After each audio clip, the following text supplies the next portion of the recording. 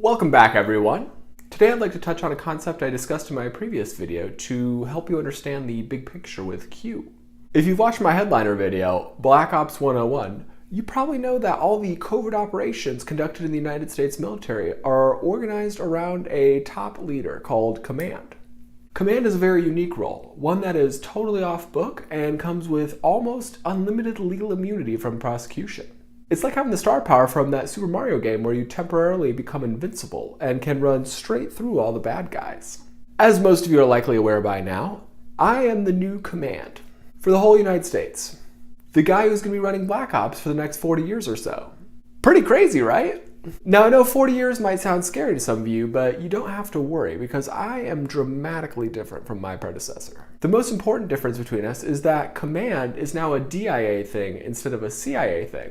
Meaning that I'm organized under the Department of Defense, so I can't just wantonly disobey orders from the president like those little royal wannabes at the State Department. The other huge difference between us is that instead of funding Black Ops with heroin and human trafficking gangs run by vile robber barons like the Saudis, the Soros, and the Rothschilds, I'm just going to fund them out of my own pocket with this multi-billion-dollar mountain of cryptocurrency that I've been collecting. So long story short, I'm something like the new Lord Commander of the Night's Watch, if you've ever seen Game of Thrones. Meaning that it's now my job to identify and eliminate threats to our national security. Threats like tech companies who engage in acts of war against the United States of America by aiding and abetting foreign enemy combatants like Queen Satan with aggressive censorship of our free speech. If you saw my last video, you probably know that we just began our first Q Army economic blockade against a major corporation called Datto. Datto has been a key vendor for many of the top IT service providers for quite a while now. But with their recent acquisition of Autotask Corporation, they are now one of the largest and most sophisticated tech companies in the entire world. So sophisticated that they've already crafted a successful defense against our flooding attack this weekend. How they did that was by programming a filter onto their mail servers that weeds out messages containing unique keywords from the pre-written message I had you send them. The keywords Austin, Steinbart, and amorphous. Note that only amorphous was a keyword instead of amorphous archive. This is because they don't want to install any filters on words that would weed out legitimate customer traffic like archive. Pretty savvy, right? But not to worry. We are just going to make a slight adjustment and go right back at them. A great example of why I need real people to help me with the storm instead of just bots. Because real people can think up and send unique messages of their own.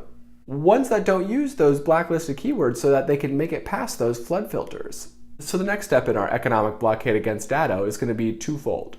The first step is to make your own Mad Lib out of this template I made for you and send it in an email to these 5 email addresses: billing@datto.com, sales@datto.com, partners@datto.com, legal@datto.com, and support@datto.com. That should cover all our bases on the email front.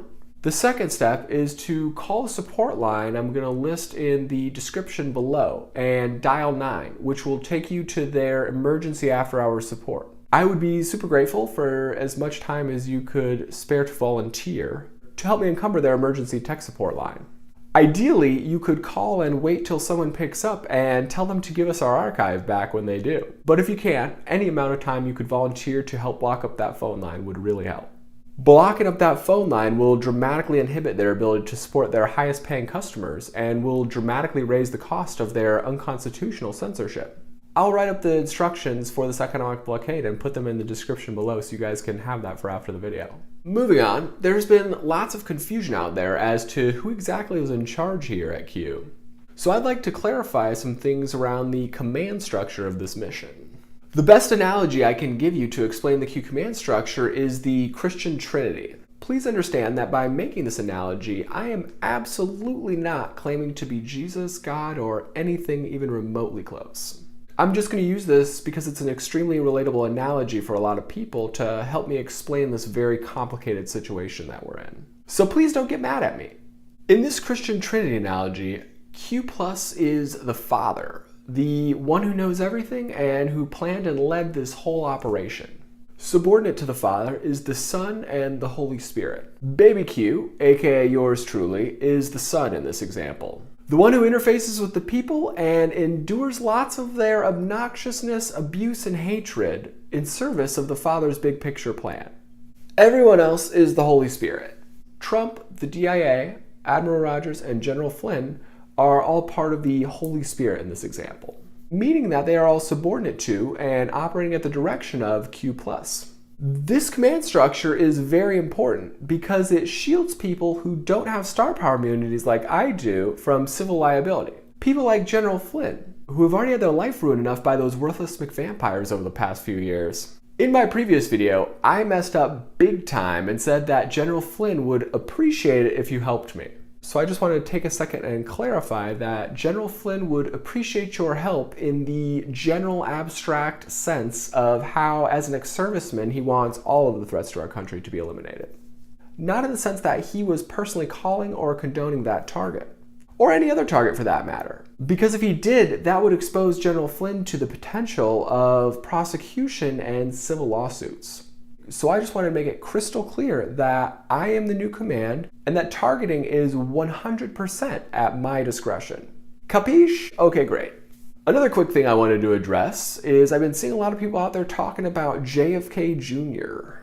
Please understand, everyone, that JFK Jr. is in fact dead. And that is just a nickname that some people call me because of my lifelong vendetta against the Royal Death Racket. Like when I played basketball and I was good at shooting, I got nicknamed Larry Bird. Doesn't mean that I'm actually Larry Bird, it just means that I have a cool nickname. I apologize if that was previously unclear. So no Q-proof ending tonight because I already dropped you a huge hint on the boards yesterday pertaining to that Ephesians verse I told you about in my last video.